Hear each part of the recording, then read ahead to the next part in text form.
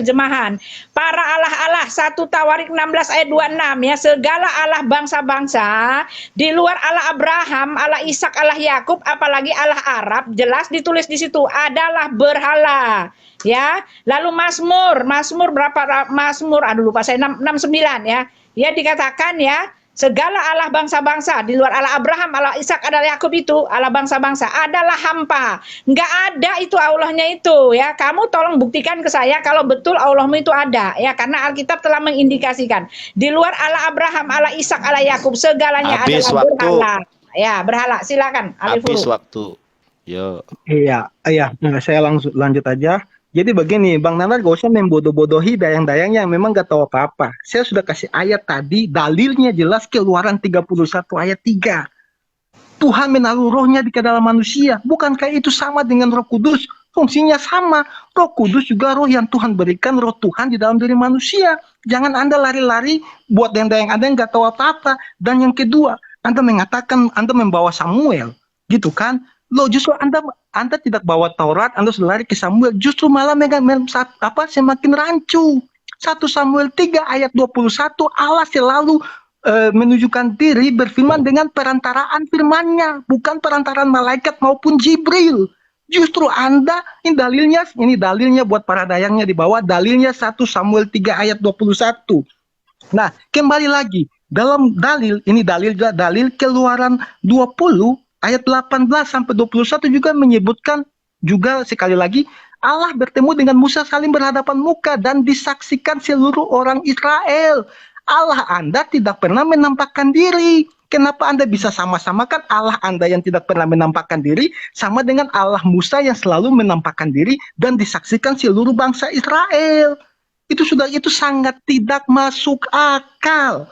Nah, dan kita lihat peristiwa di dalam Taurat jelas ketika berhadapan dengan Firaun yang melempar tongkat dan tongkatnya menjadi ular adalah Harun, tongkatnya Harun. Sedangkan dalam kitab suci Al-Quran Anda yang melempar tongkat itu Musa, tongkatnya Musa udah berbeda dari Taurat. Lalu kenapa Anda tinggal menyamakan? Jadi pasti ada satu yang betul, ada satu yang peniru. Siapa yang peniru? Kalau saya menganggap yang betul adalah kejadian selalu ada saksinya. Tuhan bertemu Musa, Keluaran 33:11 disaksikan seluruh bangsa Israel. Nah, dalil lagi Keluaran 20 ayat 18 sampai 21 Tuhan bertemu Musa, dilihat seluruh bangsa Israel juga. Nah, lalu Anda mau main kata-kata, melari bahasa-bahasa Ibrani apalagi Nanda? Udah sangat jelas beda Tuhan yang disembah Musa dan Tuhan yang disembah oleh Muhammad. Kalau memang Tuhan yang disembah Muhammad sama dengan Tuhan yang disembah Musa, kenapa Muhammad tidak pernah melakukan yang namanya 10 hukum Taurat? Ya, waktu saya habis ya. Silakan. Ya, betul. Silakan. Alwan di 23. Alwan. Dulu dong. Besarin dulu dong. Besarin dulu anunya, layarnya saya.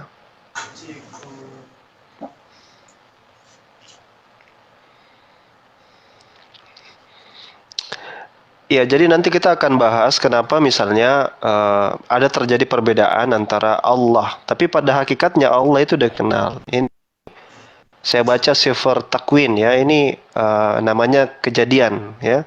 Kejadian. Ini terjemahan kitab Yahudi nih.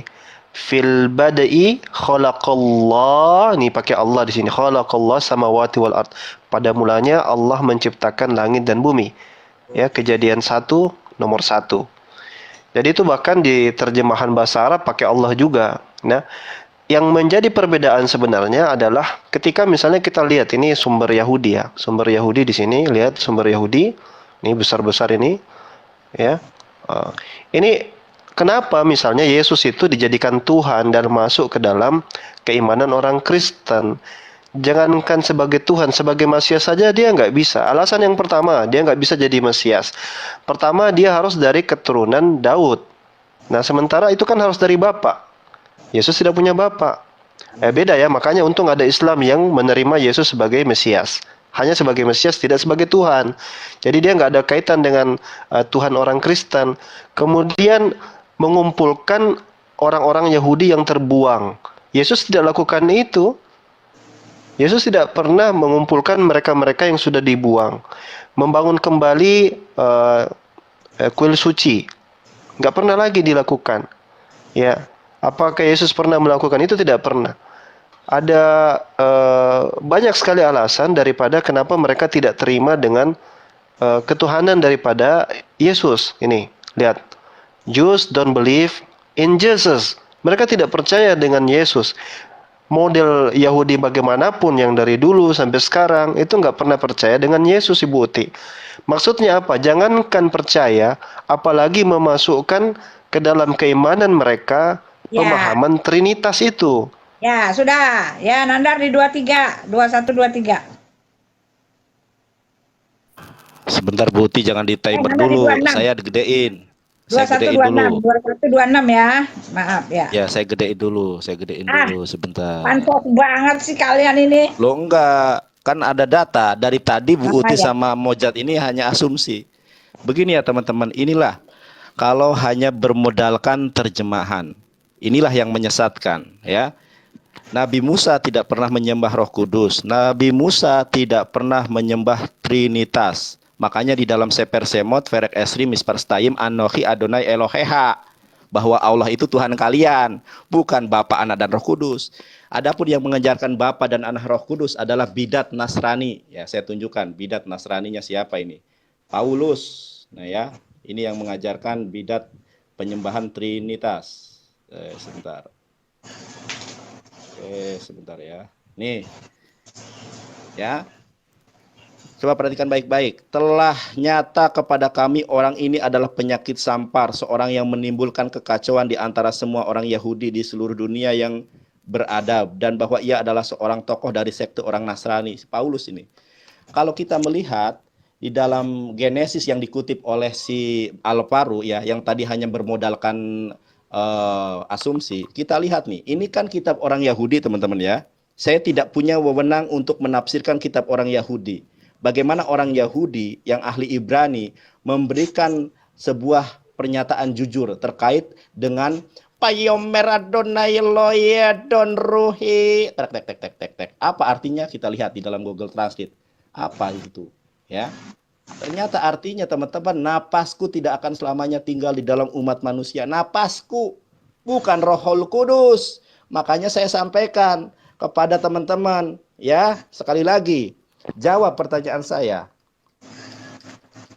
Musa, sekali lagi, coba renungkan baik-baik. Cari di dalam Torah, Musa mengajarkan Tuhan itu Trinitas.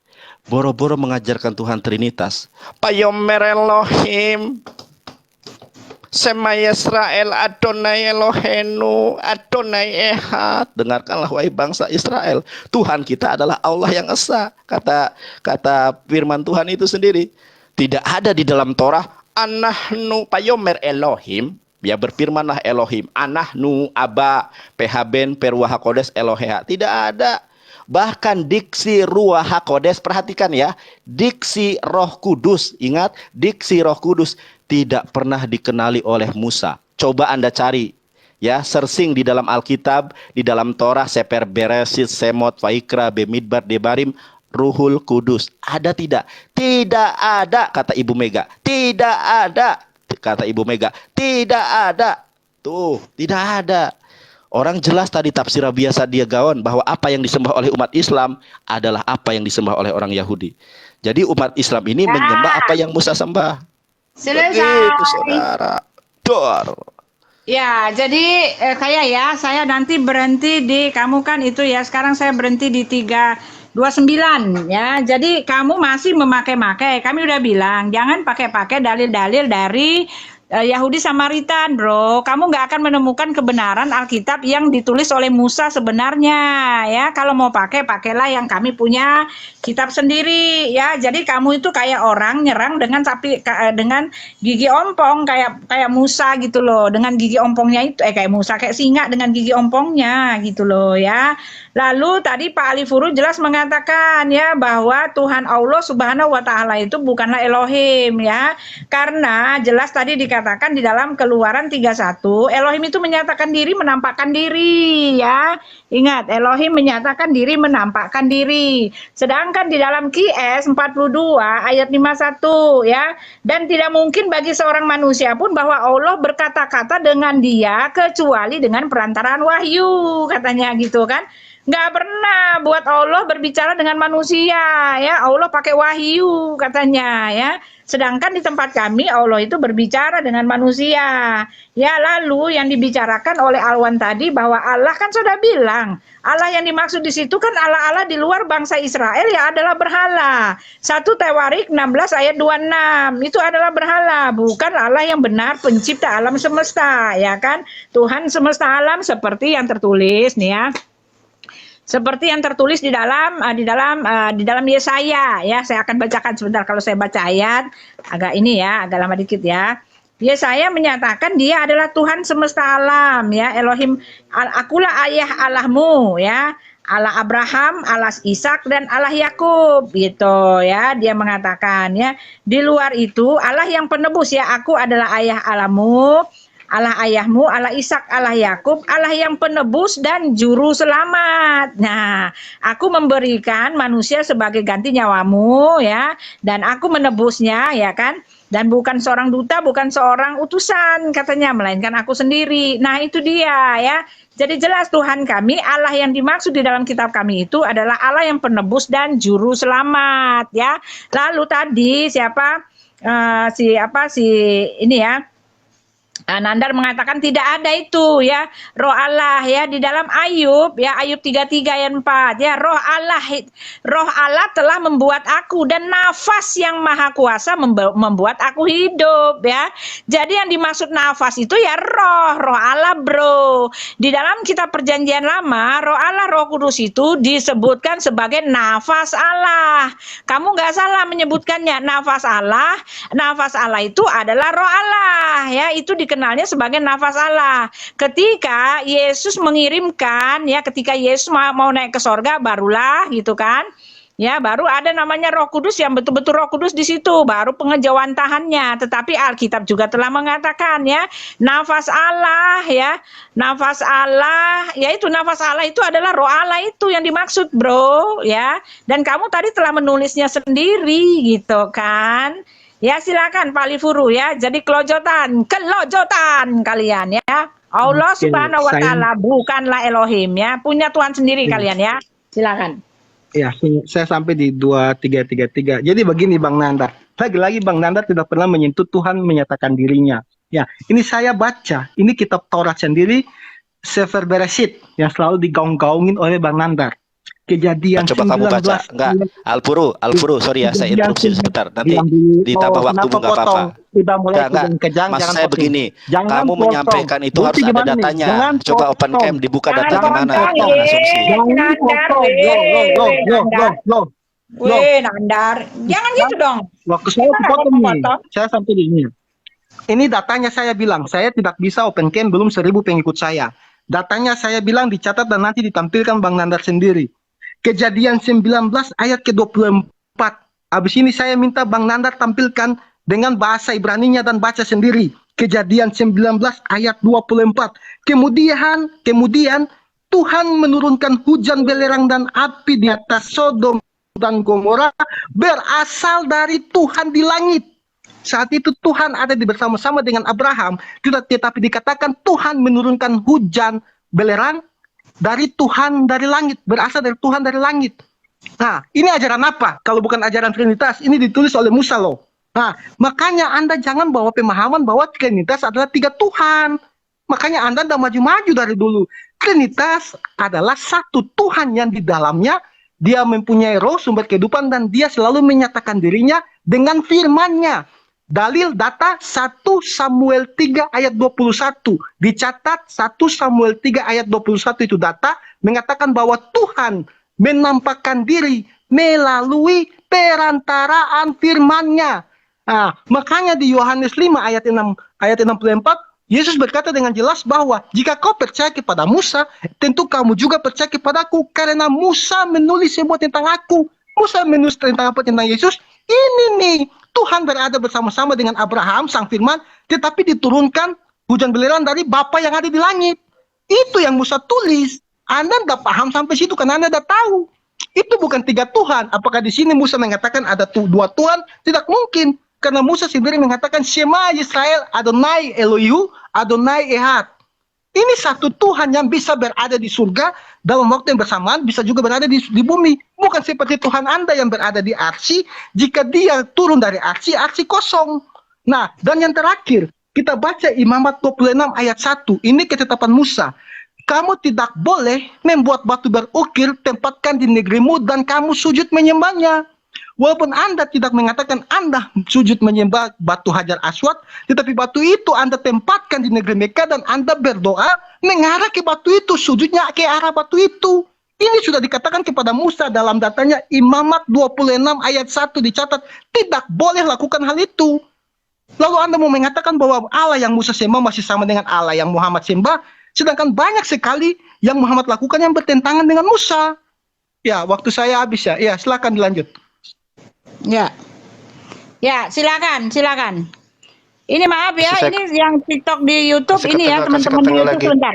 Ya, teman-teman di YouTube maaf ya, jadi saya dengarkan aja ya karena di itu sinyalnya hilang yang di TikTok ya. Silakan ya. Silakan. Ya, lanjut. Silakan Ustadz Dalwan. Ustadz Dalwan dulu ya, silakan Ustadz. Ya, kasih ke tengah saya Diperbesar dulu, kasih ke tengah, Buti. kasih ke tengah. Ustadz Dalwan. Besar dulu. Gedein lagi. Ya elah. Ya memang harus begitu, Buti. Bentar ya. Oke.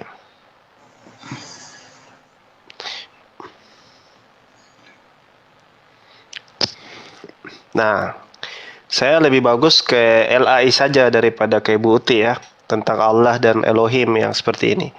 Jadi LAI memakai kata Allah untuk menerjemahkan kata Ibrani Elohim, ya.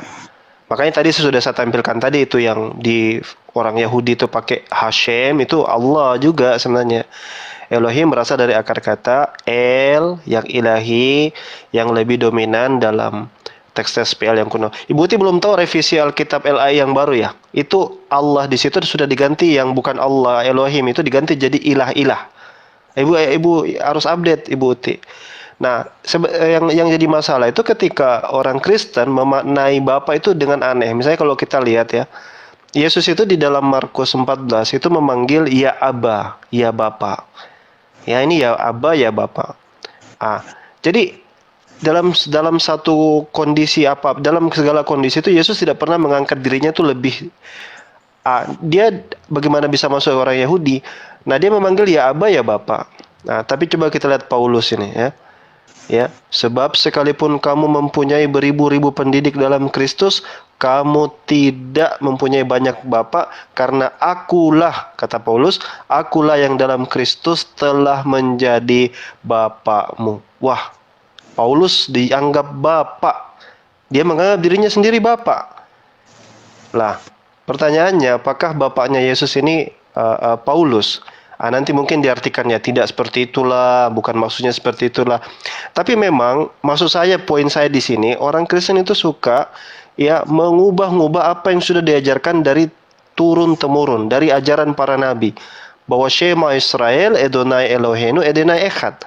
Ya, Bapa itu tidak ada panggilan gelar untuk yang lain lah. Kenapa Paulus dengan sembrono mengatakan dia adalah Bapa?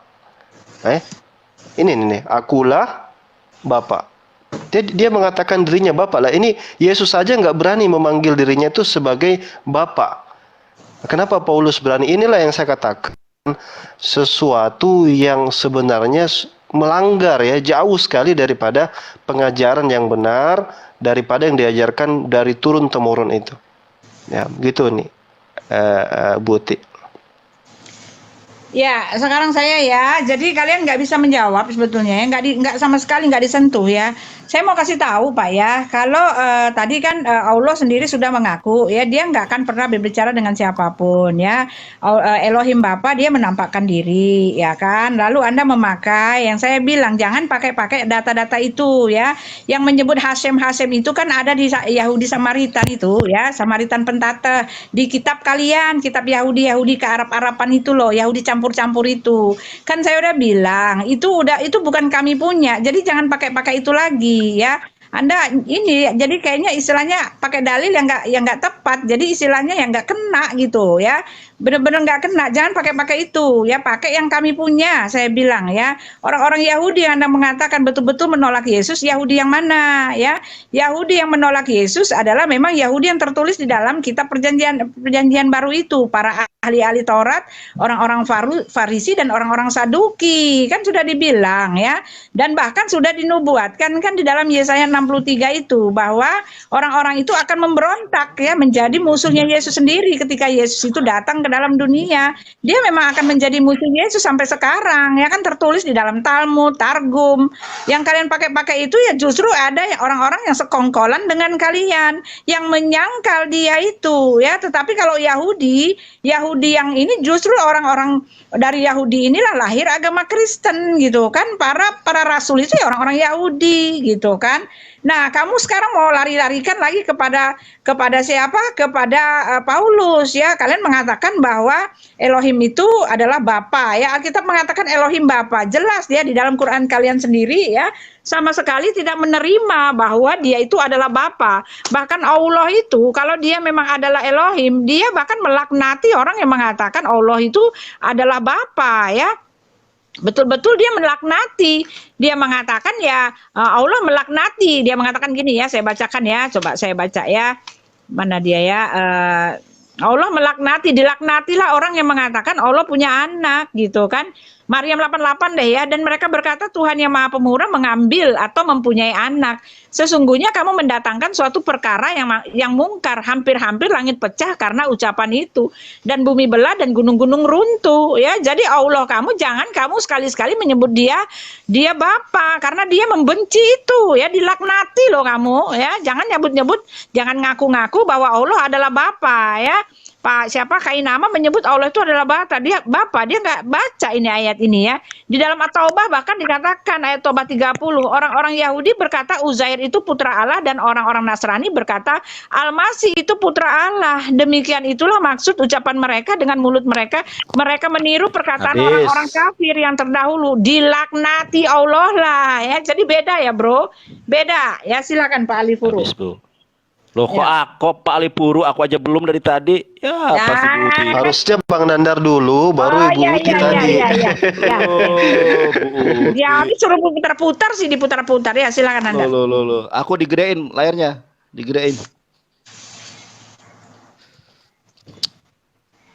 Buti, jangan dihitung dulu waktunya. Ini ya, aku gak habis pikir dengan teman-teman Kristen ya. Berdebat itu kok gak maju-maju dari zaman dahulu ya. Apa yang ditanya dijawab apa. Kita gunakan literasi Yahudi, jangan pakai itu. Lantas pakai yang mana? Ya, Sheper Beresi Semot Paikra Bebit Berdebarim dan Tanah Torah Neviim Ketubim punya orang Yahudi. Yang memiliki otoritas untuk menafsirkan itu orang Yahudi.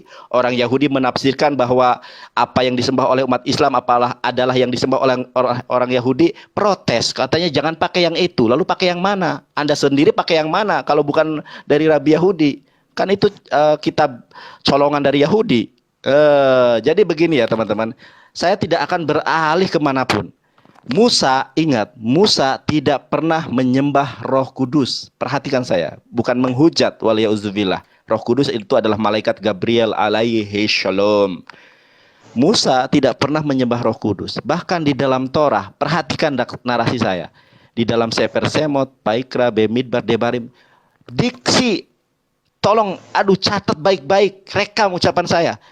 Tidak ada di dalam Torah bahwa Roh Kudus itu Tuhan. Ya, bahkan tidak bakal Anda temukan. Orang jelas-jelas di dalam Sefer Semot, ya, Ferek Esrim, Mispar Setayim, Anohi akulah, bukan kamilah, akulah Allah Tuhan kamu. Makanya di dalam tafsir Rasag, ya, Rabi Sadia Gaon, di dalam Targum itu, Innallaha Rabbuka, sesungguhnya Allah Tuhan kamu. Itu orang Yahudi yang punya otoritas. Klik aja Rabi Sadia Gaon, siapa itu? Rabi yang otoritatif.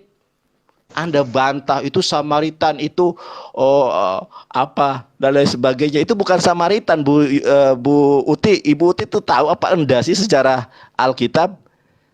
Coba renungkan baik-baik ya dengan jiwa yang lapang ya. Anda tadi si Alparu baca Shema Yisrael aja salah-salah. Masa kalah sama evangelis? Payomer Elohim. Shema Yisrael. Nah, itu pakai dagelan. Apaan itu kayak gitu? Ehad.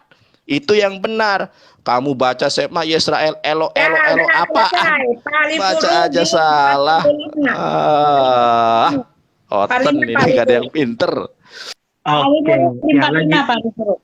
ya lagi-lagi Nandar tidak bisa membantah bahwa Musa bertemu langsung dengan Tuhan.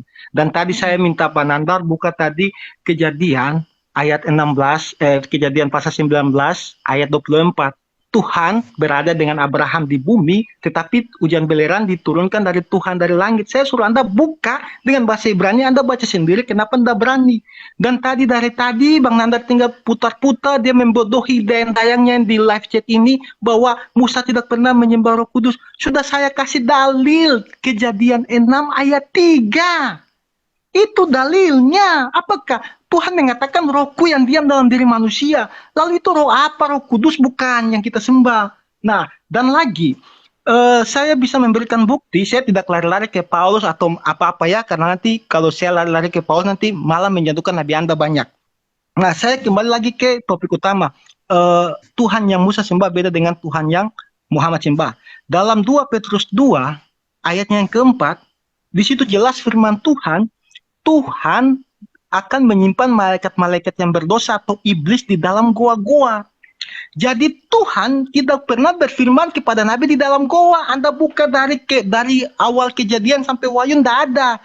Tapi nanti Bang Nandar pasti akan bawa ke Nabi Elia dalam 1 Raja 9. Saya akan baca biar dayang-dayangnya lebih paham. Dalam 1 Raja-Raja 19 ayat ke-9, saat itu Tuhan berfirman, Tuhan memanggil Elia berada di dalam goa. Tetapi apakah Tuhan berfirman di dalam goa? Baca ayatnya yang ke-11. Ayatnya yang ke-11 jelas Tuhan menyuruh Elia, kamu keluarlah dari situ, berdirilah di hadapanku di sini. Jadi Tuhan suruh Elia itu dia keluar dari dalam goa, keluar menghadap Tuhan di luar goa, baru Tuhan berfirman.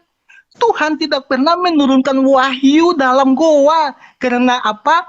Goa tempat Tuhan menyimpan malaikat-malaikat berdosa atau iblis. Itu sudah sangat jelas.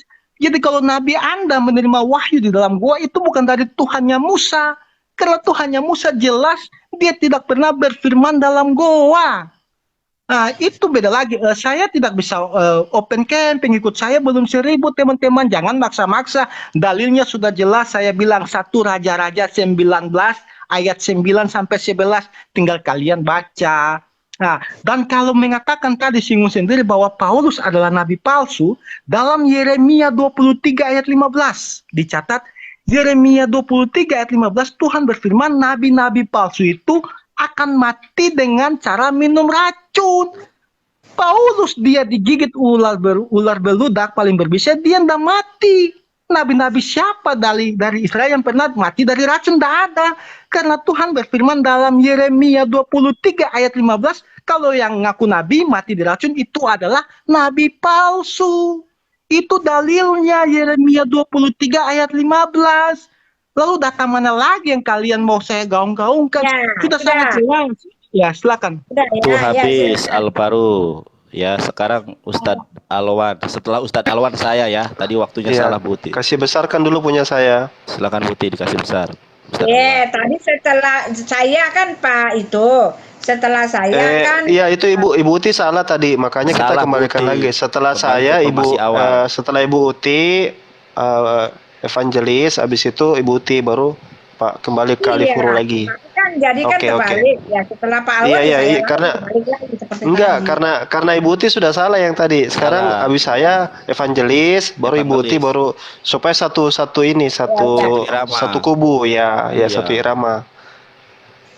Saya dibesarin dulu Bu Uti. Besarin Bu Uti.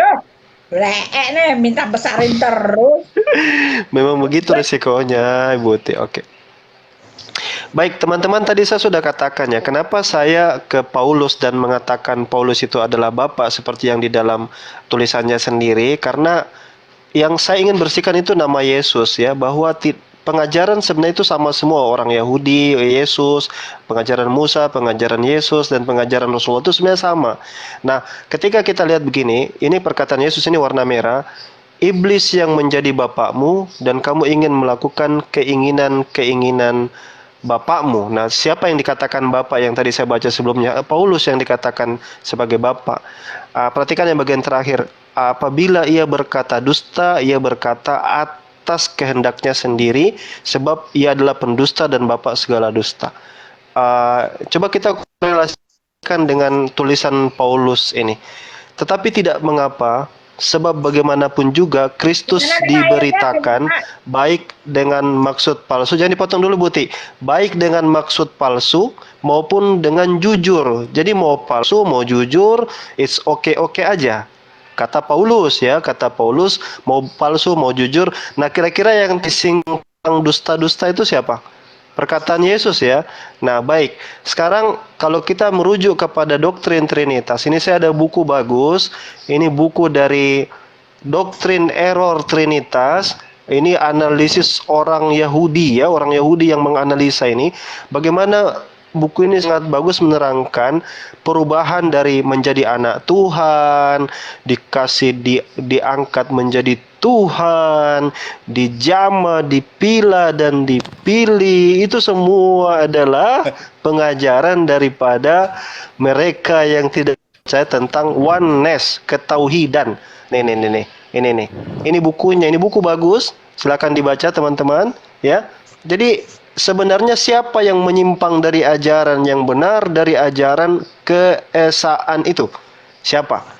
Ya, siapa? Tadi Ya, saya sudah tunjukkan ya. Allah disebut. Oke, baik. 52 nanti, Sinanda 52. Loh, oke ya. Saya dibesarkan Bu Uti. Ya. Mana kamu tadi ya? Oke. Ya, teman-teman. Oke, bismillah ya. Begini ya, kena tampol sendiri si Alvaro itu ya. Katanya malaikat dikirim ke gua itu adalah iblis. Ternyata yang ditemui oleh Maria Magdalena berarti iblis. Saya tunjukkan dasarnya. Oke, lihat nih. Nah, kalau kita lihat, jadi teman-teman jangan pikir bahwa kubur Yesus itu kubur seperti di Indonesia ya. Yang namanya kubur Yesus itu goa. Nah, goa ya. Kalau yang pernah ke Israel, kubur Yesus itu goa, bukan kuburan seperti di Indonesia. Sekarang kita lihat Yohanes ya. Nah, kita buka Yohanes 20 ayat 11. Kenapa Maria tidak mengenali Yesus? Ternyata yang hadir itu iblis katanya loh. Karena yang ada di dalam gua adalah iblis. Tetapi Maria berdiri dekat kubur itu dan menangis. Sambil menangis ia menjenguk ke dalam kubur itu. Coba ada iblis apa malaikat ini? Karena katanya kalau di gua adalah iblis. Nah, coba perhatikan. Dan tampaklah olehnya 2 orang malaikat berpakaian putih. Yang seorang duduk di sebelah kepala dan yang lain duduk di sebelah kaki tempat Yesus berbaring. Nah, jadi apapun fitnahan orang Kristen terhadap Islam, yang membantah itu adalah Alkitab itu sendiri. Coba Anda jangan menganggap kubur Yesus itu seperti di Indonesia. Kubur Yesus itu goa, saudara. Ternyata ketika Maria masuk ke dalam goa ini ada malaikat. Itu iblis apa malaikat? Nah, makanya di dalam Yohanes 20 ayat ke-16, Bunda Maria Magdalena, istri Yesus, ya, itu tidak mengenali Yesus, saudara. Jadi sudah saya sampaikan berulang kali ya, bahwa memang tidak ada, sekali lagi ya, saya sudah ngomong berulang kali, tidak ada Musa menyembah Roh Kudus, tidak ada. Aku ngomong bolak-balik, saya tidak akan beralih dari pernyataan ini sebelum kalian mampu menjawabnya. Kalau kalian tidak mampu dan pasti bakal tidak mampu. Karena kenapa? Musa mengejarkan Allah yang esa. Saya sudah sampaikan berulang kali. Sefer Semot, Perek Esri, Mispar Setayim, Anohi, bukan Anahnu. Anohi, Adonai Eloheha. Akulah Allah Tuhan kamu. bukan anahnu. Ya. Makanya sekarang Sudah, betul 52 tuh udah. Angkri wis entek. Ya, Cangkrik ya. sekarang saya ya. Ya, jadi ini ya, kalian nggak jawab saya. Ya, kamu mengatakan ya bahwa tadi ya buku-bukunya adalah buku. Nih saya baca buku ya. Jadi saya tambah ya 1 menit ya. Saya baca buku ya. Kamu baca nih ya. Perjalanan apa sih itu ya? Yahudi mana sih yang kalian bawa-bawa itu? Nih ya. Nih saya bacakan ya. Yahudi sama apa? Nih lihat nih. Sandiaga Uno itu yang masuk dalam kategori itu ya. Nih dengar ya. Nih ya, munculnya bangsa Samaria. Ini saya ambil dari buku, sebentar saya tunjukin ya. Nih ya, nih bukunya. Munculnya bangsa Samaria. Samaria sebenarnya adalah ibu kota negara Israel di utara, tetapi dienyahkan oleh raja-raja Sargon dan Asyur pada tahun 722 SM. Banyak orang yang dibawa tertawan olehnya. Pada tahun 720 SM, Raja memindahkan tawanan dari tanah Hamat ke kota ini secara berangsur-angsur. Selanjutnya ia juga membuang sejumlah bangsa Arab ke tempat ini ya. Jadi Samaria ini sudah berasimilasi dengan bangsa Arab. Jadi mereka kitabnya itu bernuansa ke Arab-Araban dan bernuansa ya condong kepada kitab kalian ya.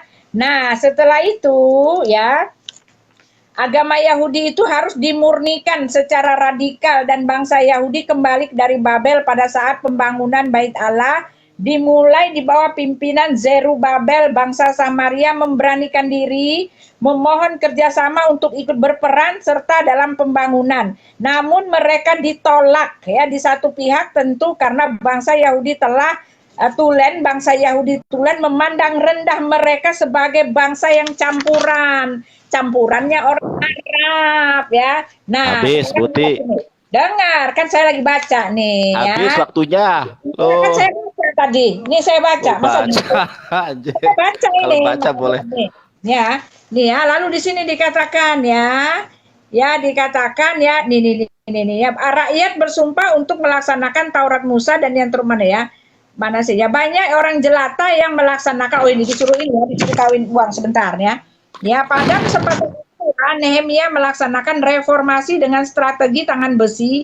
Ia memerintahkan untuk mengusir istri-istri dan gundik-gundik kafir yang ada di antara bangsa, juga mengharuskan rakyat bersumpah untuk melaksanakan Taurat Musa, dan yang terutama adalah tidak menikah dengan bangsa atau suku kafir. Banyak rakyat jelata yang melaksanakan nasihat tersebut dengan membatalkan pernikahan. Hanya Manasya putra imam besar Yoyada yang tidak berani memutuskan hubungan dengan istrinya, karena Sanbalat mertuanya adalah seorang bupati Persia. Nehemia mengusirnya dengan tidak segan-segan. Sanbalat tak berdaya karena Nehemia adalah orang kesayangan raja. Akhirnya ia bergabung dengan bangsa Samaria untuk mendirikan tempat ibadah Waktu habis, Bu Uti. Waktu habis. Belum selesai. Untuk mendirikan tempat ibadah yang lain. Bubar yuk. Ya, Biar aja ngalah nggak apa-apa. Sebentar, Ya Allah, saya udah 3 menit lebih. Aku aja tadi lagi baca. Iya, ini ya, akhirnya dengar. Akhirnya ia bergabung Iya. untuk mendirikan tempat ibadah yang lain di Bukit Gerizim di Sikem. Bang Nandar ini sisa satu, nanti Bang Nandar saja ya. Yang satu nggak ada. Saya udah jam 10 Ustaz harus pulang. Lah ini ya. Loh kok gini sih kalian? Kan lagi baca. Loh kamu, kalau saya juga nanti baca loh. Mau artikel 1 jam. Lah iya, kan ada panjang ya. Jadi yang saya mau kasih tahu di sini adalah yang kalian pakai itu adalah nih ya, yang kalian pakai itu ya. Nih ya, bangsa Samaria dengan orang-orang Samaritan. Apa sih Buti ngomong apa, Bu? Yang saya baca itu bukan Samaritan, ya, Buti. nih ya. Nih, bangsa Samaria, nih dengar. Bangsa Samaria memiliki Alkitab, Bait Allah, tempat suci, imam sendiri di tempat lain. Berarti secara serius terbentuklah satu aliran agama Yahudi yang lain ya. Jadi yang kalian gadang-gadangkan itu Yahudi yang lain. Sedangkan Yahudi, nah ini saya baru bernarasi ya. Sedangkan Yahudi yang ada di dalam kitab Perjanjian Lama adalah Yahudi yang menyalibkan Yesus karena Yesus mengaku anak Allah. Karena apa? Karena anak Allah buat orang Yahudi yang ada di kitab kami. Dengar nih ya, anak Allah dari Yahudi di kitab kami ya, artinya menyamakan dirinya dengan Allah. Ini kepercayaan orang Yahudi yang ada di kitab yang benar, oke? Bukan di kitab gadang-gadang kamu itu ya. Silakan Pak Alafuru. Loh, kemana Pak Alifuru? Udah Bu Uti. Kelamaan Bu Uti kabur dia. Makanya Bu Uti kalau ngomong itu lihat temannya, kemudian lihat waktu, baca artikel 10 menit sendiri, saya baru baca udah. Ya, jelas kamu memalukan ya. Kamu bawa dalil yang benar. Iya, bawa dalil yang benar. Jadi yang kamu bilang dia daun atau segala itu kan rabi-rabi yang menentang Yesus. Loh. Ya, bawa yang rabi yang di Alkitab dong. Kita kan bicara Alkitab, yang esensi dong. Jangan sampah-sampah kamu bawa. Loh, Rabi Sadia Gaon itu bukan Samaritan loh. Ya, memang bukan Samaritan, dia Talmud ya. Dia kan ditulis ya, aliran-aliran Yahudi itu kan banyak. Yang orang-orang yang menentang Yesus itu kan, iya kan ada orang-orang Farisi yang menulis dalam kitab itu. Kita kesimpulan aja, sudah jam berapa ini juga ya, mau istirahat. Mohon maaf, saya sudah jam 10 ini. Saya kalau terlalu malam takut saya. Ini saya mau pulang ke rumah ini. Takut saya kalau terlalu malam ya. Jadi Ibu Uti anggap saja simpulan. Ya, silakan Bang Mojad Alfilu simpulan juga. Nanti saya dan Ustadz Alwan terakhir. Oke, kesimpulan. Ya, jadi saya kesimpulannya sampai di 01 ya. Jadi kesimpulan saya sangat jelas bahwa Tuhan yang Muhammad sembah bukan Tuhan yang seperti Musa sembah. Itu tadi beberapa dalil yang saya berikan. Contoh, Tuhannya Musa itu dia menampakkan diri, tidak melalui perantaraan, gitu kan? Nah, tadi Bang Nanda kan hanya muter-muter di situ kan, memang nggak bisa membantah, jadi hanya muter-muter di mana dalil Musa menyembah Roh Kudus loh. Di dalam Taurat tidak menulis Musa menyembah Roh Kudus, tapi Musa menulis bahwa memang Roh Kudus itu ada. Bukan berarti dia tidak menyembah Roh Kudus. Nah, tetapi sangat jelas bahwa Tuhannya Musa itu menyatakan diri, menampakkan diri. Nah, masa yang maha kuasa bisa melakukan apa saja, tapi untuk menyatakan dirinya saja tidak mampu, itu kan seperti dongeng, saya rasa. Jadi itu kesimpulan dari saya. Memang dari tadi kita berdiskusi juga, tidak bisa ini. Ustadz Alwan, saya boleh nyalip sebentar gak? Soalnya saya udah jam 10 ini. Saya kalau terlalu malam takut silakan. Saya belum. Loh, kok belum? Udah 10 menit kok belum? Tadi kan baca. Aku dah. Ustadz Alwan aja. Iya, enggak apa-apa. Iya. Oke, Ustadz Alwan.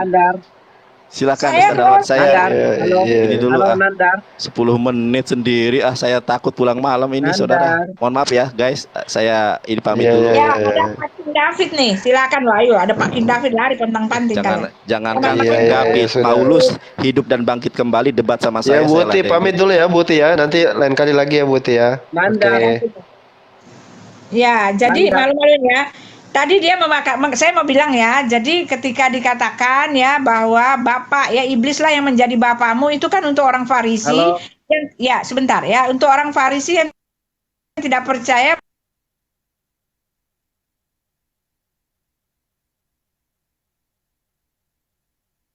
Untuk orang Farisi, lalu ketika Paulus mengatakan aku adalah bapakmu, bapaknya huruf kecil itu ditulis di situ teman-teman ya. Ya sebentar Pak ya, bapaknya itu huruf kecil ditulis itu, artinya bapak yang pendidik, bukan Yesus ngaku bapak gitu kan. Cocokologinya ini banget ya, memalukan banget ya. Di dalam Yohanes 8 itu iblislah yang menjadi bapamu, itu artinya itu di atasnya kan ayatnya yang ke berapa tuh? Ayatnya dikatakan karena kalau kamu tidak percaya bahwa aku datang dan keluar dari Bapa, iblislah yang menjadi bapakmu, katanya gitu ya. Ya, jadi nggak ada hubungannya dengan Paulus, karena ketika Paulus mengaku dirinya Bapa, bapaknya huruf kecil, bukan Bapa huruf besar yang adalah Elohim. Ya, di dalam bahasa Indonesia aja tertulis seperti itu. Bapa huruf kecil itu ya bapak, bunda, ayah bunda. Maksudnya saya ini ayahmu, saya ini pendidikmu, ya. Ngawur itu ya, ngawur sekali. Ya, selamat malam Pak siapa? Pak Alwan, Pak King David. Ya, shalom Ibu Uti ya, shalom itu Nandar ya. Saya tegaskan sama Nandar. Sinandar itu tak usah dilayani kalau dalam berdebat dalam agama. Ilmunya itu sedikit, tidak ada pemahaman sedikit pun ya. Sangat-sangat bodoh kita untuk melawan Sinandar. Sangat-sangat bodoh kita ya. Sinandar itu, aduh, jangan usah dibahas-bahas. Pertanyaan saya dari dulu saya sama Sinandar ini, bagaimanalah Allah SWT menebus dosa kalian? Dosa ciptaannya. Itu dulu. Jadi Kristen itu sangat-sangat jauh dengan Islam ya. Kristen itu dan agama Kristen itu sangat-sangat jauh, langit dan bumi. Jadi jangan perlu dilayani Sinandar itu. Itu aja sih.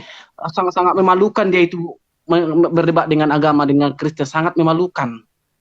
Gitu. Jadi kalau Sinandar itu coba ditanya. Dengarkan ya Nandar ya. Kalian live di sini semua muslim ya. Bagaimanalah Allah SWT menebus dosa kalian? Kalau kami orang Kristen ingat ya, mengenal namanya penebusan dosa. Ya, orang iman Kristen adalah mengenal nama penebusan dosa. Dan bagaimana Allah SWT menebus dosa kalian? Itu dulu. Kenapa Tuhan Yesus Kristus ataupun Allah itu inkarnasi jadi manusia, Tuhan Yesus Kristus, itu harus dipahami. Itulah iman Kristen. Ya, kenapa harus dia inkarnasi? Karena apa? Jadi jangan iman apa sih imannya Kristen harus begitu? Apa sih imannya Islam? Ini Sinandar bahas-bahas lah Yahudi lah, inilah, beginilah, ini Yahudi ini. Yahudi itu adalah iman kami adalah Tuhan Yesus Kristus, inkarnasi jadi manusia. Jadi nggak usah kita jauh-jauh. Islam mengenal nggak namanya penebusan dosa? Islam mengenal nggak namanya pengampunan dosa? Kenal pengampunan mereka dosa dalam Islam. kenal mereka apa? kenal mereka dengan penebusan dosa mereka ada. Tapi saya nggak akan masuk ke situ. Yang saya mau tanya, apakah Allah Subhanahu kalau Sinandar nggak usah dilayani, Pak Bombo juga tadi nggak suka itu.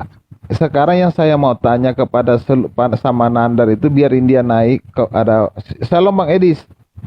Shalom Bang, shalom semuanya. Ya, Jadi Sinandarnya iya. Oke, jadi saya mau tanya kepada Islam, apakah Allah Subhanahu wa taala ini paham nggak dengan ketika dia menyebut dengan Taurat, Zabur dan Injil? Paham nggak dia mana Taurat yang memang betul-betul hukum moral? Tahu nggak dia Taurat mana yang harus dilakukan oleh umat-umat Kristen dan mana Taurat yang sudah digenapi atau Taurat yang tidak dilakukan oleh orang-orang Kristen, karena Taurat itu merujuk kepada Taurat sipil. Tahu nggak sih Allah? Kita bongkar aja Qurannya gimana? Bisa nggak? Benar. Itu aja yang terus pahami. Tahu apa dia? Buktikanlah. Tadi Pak Bom tadi sama tadi perdebatannya itu tadi, sorry ya, kepotong dulu. Perdebatan tadi nggak masuk tuh. Terus putus suaranya. Putus Pak ya. Oke, Iya, si Nandar tadi rawan banget ya, Poin Bang, ya. nggak pintar dibukannya agak lari dia di luar dari tanggung jawab. Pak Bom itu nggak ada banding ilmu dengan Sinandar, tidak ada ilmunya itu bandingkan Pak Bom. Pak Bom itu luar biasa karena malas dia menghadapi zaman Sinandar ini. Itu aja sih.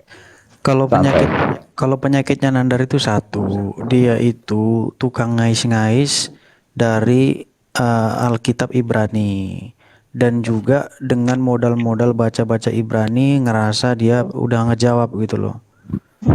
Padahal nggak ada hubungannya. Nggak penting ya, kita nggak penting bahasa itu karena udah diterjemahkan dan terjemahkan itu baku. Iya. Dan yang dia Nandar itu pakai ya dia mau menipu kita.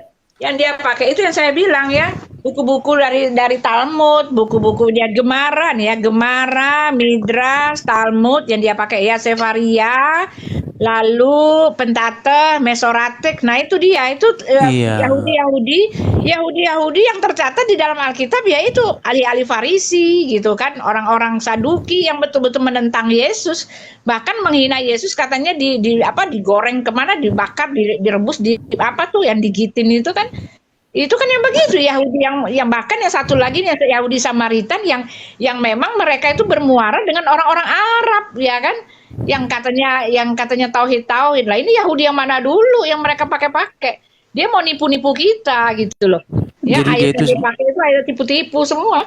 Iya. Dia itu Jelas. nggak percaya sama kitabnya sendiri. Di kitabnya Iya. sendiri kan dibilang orang yang paling keras permusuhanmu itu ya orang yang mengaku orang Yahudi. Tapi Iya. Si Nandar ini cinta sama Yahudi. Dia itu sebenarnya pengen belajar bahasa Ibrani tapi nggak kesampean-kesampean gitu. Itu cuman pengen belajar bahasa Ibrani aja itu orang itu. Nggak ada itu. Saya cuma pesan sama dia aja, Nandar, kalau kamu nonton, kamu kalau mau pinter bahasa Ibrani, kamu ke Israel dulu, tinggal di sana 5 tahun. Tapi Iya. kau nanti bingung kau karena nggak ada kerjasama kita sama Israel. Makanya kau dulu sarankan biar dibikin hubungan diplomatik sama Israel, biar pinter kau bahasa Ibrani. Ya, kalau dia mau di Manado juga ada, di Tondano Ada ya? itu kan ada apa yang berdiri itu Kayak agama pemuja dia Yahudi. itu, pemuja Dia bahasa ke situ Ibrani itu. aja, ndak usah ke Israel lah. Itu ketemu dengan rabinya itu yang di Sulawesi Utara itu di Tondano. Itu dia sharing aja dia di situ. Itu Mau belajar bahasa ketularan Ibrani itu. juga bisa. Iya, Ketularan masa siapa? kami juga berdoa bahasanya bahasa Alkitab semua, penuhi kami dengan Roh Kudus-Mu, Ndak, bahasa Alkitab semua. dia itu sering Alkitab, tiap ayat Alkitab itu dia asumsi liar. Jadi dia memancing orang itu untuk membahas dengan mengeluarkan asumsi-asumsi liar dari makna Alkitab, makna ayat per ayat. Itu kan sifatnya Dedat itu sama si Iya. Sakir Oke. naiking itu apa. Itu sifatnya itu. Saya mau buka dulu tapi dia data. juga dia sering memakai itu yang seperti Ibu bilang tadi, memang kitab-kitab yang memang yang bukan kanonik. Jadi kitab-kitab Iya. dari orang Yahudi maupun yang Semua mereka, Pak. pokoknya Pak, itu mereka apa. semua, Pak ya. Mereka pakai Gemara nih ya, kan si Ustadz kayak nama semua mereka nggak ada, bahkan Menahem Ali, Gemara, Midras, Misna, Talmud, Targum, terus Mesoratic Text ya, Pentates, Samaritan, apalagi tuh Sefaria ya, itu aja mereka pakai. Nggak ada Kemarin yang berani dia- memakai bukunya, nggak ada. Ya, Kemarin Yahudi dia buka, yang memang sering dia menentang buka itu, sering dia buka. Iya, itu Arti aja kata mereka Hosana. pakai. Saya mau Jadi- jelasin tuh, saya mau buktikan dulu kedunguan yang hakiki oleh si Nandar ya. Bahwa di dalam Injil itu ada Islam. Oke? Itu perkataannya statement yang sangat dungu. Oke? Sekarang ini kita lihat ya, kata ini. Ada yang bisa lihat nggak? Iya, iya. Damai beserta Damai kamu, besertamu. itu dalam bahasa Arab, itu apa? Sal. Bisa baca? Nggak bisa nggak baca, Pak. Tasabuk al-salama. Atas sabuk asalama. Sabuk Nah, al-salama. apakah assalamualaikum itu bahasa Arab? Semoga si Nandar itu belajar banyak. Oke? Damai beserta kamu itu ini dia. Assalamualaikum itu diambil dari bahasa apa teman-teman? Bahasa apa tuh? Bahasa Arab kalau nggak Uzbekistan. Ibrani. Uzbekistan. Uzbek. Iya. Kelihatan? Iya. Jadi kata assalamualaikum itu diimpor dari bahasa Uzbekistan. Oke? Ini assalamualaikum. Jadi kata Injil pun juga diimpor. Oke? Iya, berarti Bukan bahasa Arab. Karena begini, logikanya aja, bagaimana bisa di abad ke-7 ada bahasa Arab sedangkan belum ada bahasa kesatuan di Arab. Logikanya bagaimana? Bisa dijelasin itu. Ilmuwan yang mana bisa mau jelaskan? Apakah ada bahasa persatuan di abad ke-7 di Arab sana? Kenapa nggak kalian bilang saja bahasa Quraisy? Itu yang lebih tepat. Bahasa suku Quraisy, bahasa mana? Itu yang lebih tepat. Iya. Ya kan? Semoga kalian lebih cerdas dan lebih pintar. Jadi babonnya mereka itu siapa? Mecem Ali itu loh, mecem. Ya, Saya bilang dia macam-macam. mecem. Saya bilang dia mecem Ali gini. Jadi gini. Macam-macam, Jadi iya. ini sebenarnya penyakit ini itu muncul 2014 Bu Uti. Itu penggagasnya itu mecem Ali. Jadi mereka itu bikin kaos menorah, pakai menorah itu gambarnya menorah, tapi hurufnya Ibrani, tapi Islam. Jadi mereka ini saya juluki sebagai orang gila Yahudi, gitu loh. orang yang tergila-gila dengan Yahudi. Heeh. Tapi mereka Muslim gitu loh. Iya. Gitu loh. Si Mecem Ali, terus si siapa namanya itu? Pokoknya rombongannya itulah ya. Nandar itu juga murid-muridnya juga itu. Murid-muridnya Mecem Ali itu. Iya, Jadi memang. dari namanya aja udah ngemis-ngemis Yahudi itu. Iya. Mana ada nama mereka Menahem itu. Menahem itu kan nama Yahudi itu. Iya. Namanya pakai Menahem gitu. Jadi mereka ini udah mulai penyakitan gitu loh. Penyakitannya Tapi memang apa? yang kita baca tadi itu memang kalau Yahudi Samaritan itu emang bermuaranya ke situ karena mereka ada campuran dengan bahasa Arab dari latar belakangnya orang-orang Arab juga. Jadi Yahudi orang Arab, keturunan Arab juga gitu. Makanya dia punya kitab kan punya kitab sendiri itu kan tandingan dari PL-nya Musa ya karena latar belakangnya kan mereka dendam sama keturunan Yahudi yang asli itu kan. Ya, jadi memang ajarannya memang agak bermuara ke itu, agak condong-condong ke tempatnya dia yang tauhid-tauhid itu. Iya, kemarin dia itu bahas mengenai kata Hosana. Itu dibawa terus saya naik. Saya bilang, itu asumsimu aja, masa dia bilang Yesus didoakan. Logika mana? Orang pada waktu itu di waktu mereka menyambut Yesus, apakah mereka tahu itu secara berpikir mereka kaum awam tahu betulkah itu Yesus itu Tuhan atau tidak? Kan mereka tidak tahu, mereka hanya menyambut dia sebagai raja. Ku bilang begitu. Jadi asumsinya orang-orang itu bahwa Yesus itu raja dalam arti Lord, itu Tuhan yang mereka, tapi itu bukan berarti secara mereka tahu bahwa memang dia seperti itu, tapi itu kan dengan spontan. Dia mau samakan dengan Daud. Daud katanya Daud raja aja bisa dibilang Hosana waktu dia disambut di Mazmur berapa itu. Nah itu gue bilang bukan hal-hal itu, tapi itu spontanitas yang terjadi ketika ketika Yesus mengambil keledai itu kan sampai disambung-sambung mencuri apa semua, gila tuh orang. Makanya saya langsung naik, dia langsung tidak lama minta turun. Aku bilang, kamu tahu pada zaman itu bahwa orang itu spontanitas dalam bahasanya yang kita sebut Hosana itu berarti itu memuliakan Tuhan, bukan berarti dia berdoa untuk supaya Tuhan itu Yesus itu diterima dalam arti dimuliakan. Oke. Kita lihat dulu di papan ini. Kita lihat di papan dulu.